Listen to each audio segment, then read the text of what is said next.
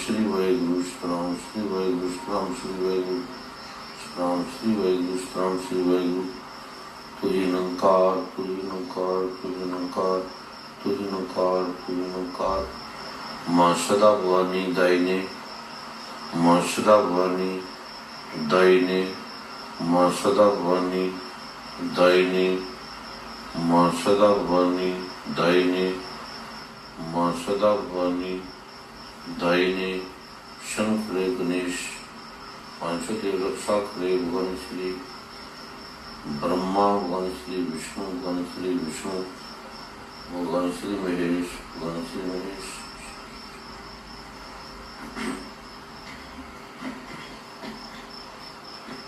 अभी परम आदरणीय अरुण जी ने बड़ी सुंदरता से, बड़े प्रारूप से धर्मों के बारे में, धर्मों की व्याख्या, हमें क्या करना चाहिए। जैसे एक बार एक अंग्रेज आया, क्योंकि वो माता पिता को ज्यादा ध्यान नहीं देते थे। 18 साल के हुए, जवान हुए, माता पिता को संस्कार हैं ऐसे छोड़ दिए।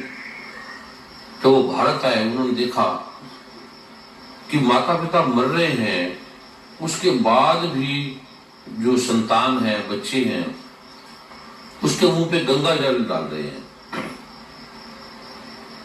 वे इतनी सेवा माता पिता की करते हैं, इतने विनम्र हैं।